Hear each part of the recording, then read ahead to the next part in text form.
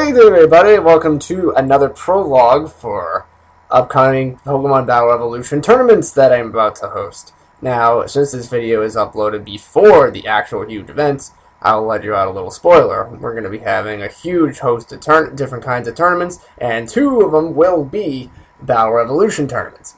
Two different kinds of league battles. Now, one of which I have shown before, and that is going to be the Randomizer League Battle. Now, if you do not know what that is, a Randomizer League Battle, what that is, it's a cross between a Fortune Battle and a regular League Battle as seen in Magma Coliseum. Most points wins by having Pokemon not fainted. However, before the tournament even begins, the regular trainer's Pokemon will be all mixed up and will be determined between two different dice rolls to determine which Pokemon will be handed out to each member. So you could get some of your own, and you also could get some of your opponent's Pokemon as well. And because of that, the results for the tournament are completely random as well. So what may have been easy before will not be so easy now. And for the other kind of tournament we have is called a Style League Battle. Now, in a Style League Battle, same concept applied with the regular League Battle, except you are also judged on how you win, not just how many Pokemon you have left over. For instance, there is a whole board of rules on how to score, along with negative scoring. This is a quick little chart that I have made. I have not performed this yet, so in a Style League Battle, you are judged by how you win the battle. For example, the first main point at how to score is having Pokemon not fainted. If you use a super effective move like you should, you will gain half a point. If you're lucky enough to obtain critical hits, you gain points as well. It doesn't now there's no such thing as a pointless critical hit in this. Even if it doesn't matter how much damage it does, if you get a critical hit, it still counts as points. You get good teamwork, which means if you use a move such as Surf and the other one uses Fly and doesn't get hit, or if you use Earthquake when your partner is a Flying type or has Levitate, that is an example of good teamwork, so you get a bonus for that. 1 point for double KO, you know what that is. 1 point for KOing with a not very effective move, being all fancy and whatnot. Half a point for taking advantage of the weather, for example, using Solar Beam and Sunny, or using Thunder Beam while it's raining. And then half a point for making the foe faint from burn or poison. Now, along with that, there's also negative scoring, which is, of course, if you start to play poorly, you get penalized. You get negative half for not very effective move unless the opponent faints. If the opponent does not faint, you get penalized. Negative 1 point for moves that don't even do anything. However, it does not count if your partner doesn't be effective. Once again, with the Earthquake, when your partner is a Flying type, that does not count. It only works for the opponents, which is something to be aware about. You get negative half a point for being double KO'd. You get negative half a point for defeating yourself over confusion, and negative 1 point for KOing yourself without taking down the opponent, for example, using takedown and only killing yourself in the process. Negative 2 points for defeating your own teammate. And negative 1 point for repeatedly missing over and over, because that is very boring and annoying. So that is the rules for a Style League Battle, and in the end, it's not just even if you don't win the battle, you can still gain a bunch of different points based on how you play. Because I've actually seen Pokemon trainers actually tie or even beat the other player, even if they didn't win the battle, because they actually gotten more bonuses. And the other one, like for example, Ash, who's in Surf all the time, keeps killing his partner, but he ends up winning the battle anyway.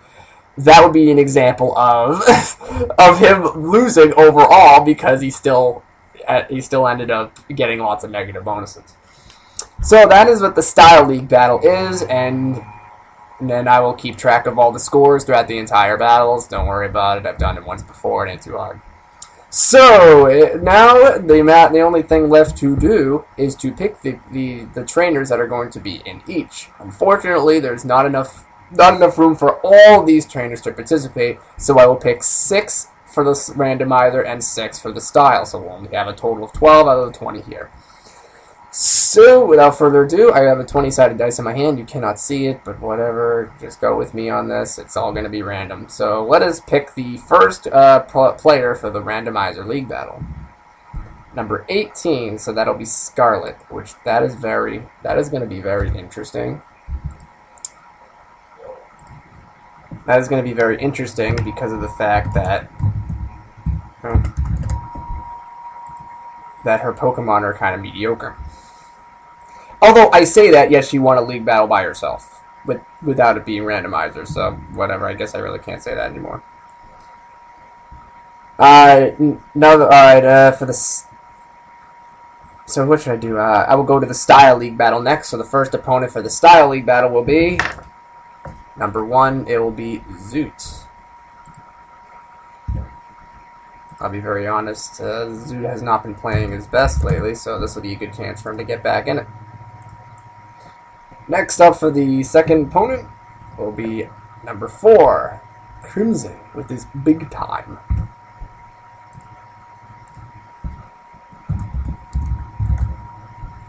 It's unprofessional for me to write it in as I'm doing it, but whatever. I don't want to... Why am I going to, like, memorize it? Who does that? 18's already rolled. Style League Battle number 15, which is Iris.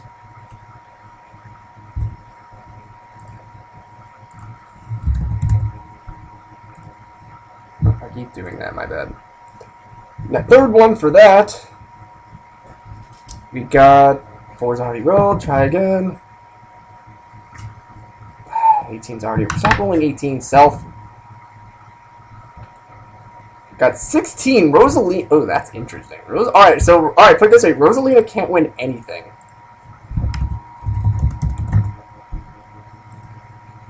Rosalina can't win anything by herself, so let's see if a randomizer will help it out. 15. That's rolled already.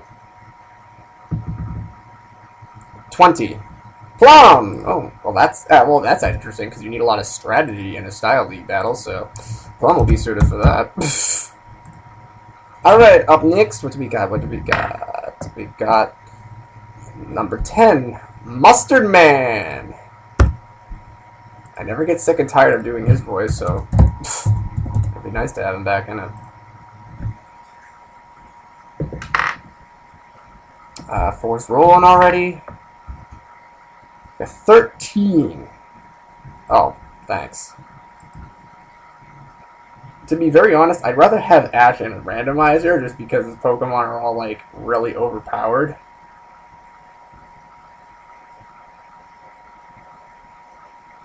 But I'm going to stick with the dice roll on this one. Alright, put it this way. If I know for a fact that the Style League battle is going to be one-sided, which, once again, I guess you could say Ash always uses Surf on himself, so maybe that'll trash him up.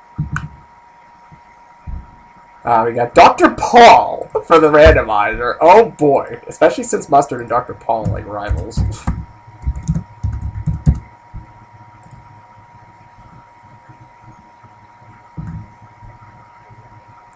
Got number 6. Oh, okay. That's nice, because Peacock and Plum are technically a couple now, so... Yeah, it's weird. I never expected my Custom League Battle series to have a side storyline. But it kind of does. All these Battle Evolution characters now have personalities and everything. Way to mix things up. And number 19... Really? Oh my god, this is gonna be good. Number 19, freaking Super Gabby? Oh god. Yeah, and that's how you spell Super Gabby, by the way, according to me. Okay, and who's gonna be the last guy? This should be very interesting.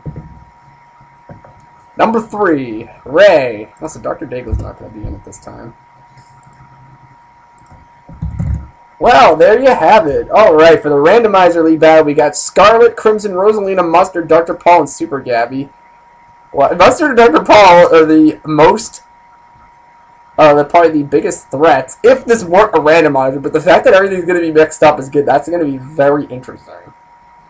And for the Style League Battle, we got Zoot, Iris, Plum, Ash, Peacock, and Ray.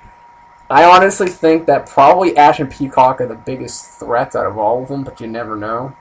Because keep in mind with this, in a Style League Battle, using Explosion is a big no-no. Especially in certain situations. So pretty much Peacock's strategy, like she had in freaking in the survival tournament, is not gonna go well, because even if she does use that strategy and takes down both opponents, and then destroys her partner in the process, she'd be getting more negative than positive in that, and because of that, she'll probably end up losing. So, she's going to have to think of a different strategy overall, just like Ash with a surfing all the time kind of thing. And remember that as according to the style battle information, the good teamwork bonus you can only get once, but the negative for defeating your teammate you can get as many times as you want. Not like you really want it at all, but... Okay, so unfortunately for the board of characters, Daisy, Dawn, Dr. Daigle, Rosie, Sandy, Kowalski, Missy, and Brock. Brock has not been in it once, which is kind of good because I don't have a voice for him yet. But everybody else I do. So with that said, that'll be the end of that. So if you want to check out the tournaments themselves, stay tuned because the actual battles themselves will be coming out soon, along with the whole other 3 other tournaments that I have planned. It's a whole big bash for Dragon Knight's birthday called Dragon Knight's Tournament Takeover. So if you're interested to see that, stick around, and hopefully it'll be one heck of a time. Until then, I'll see you later.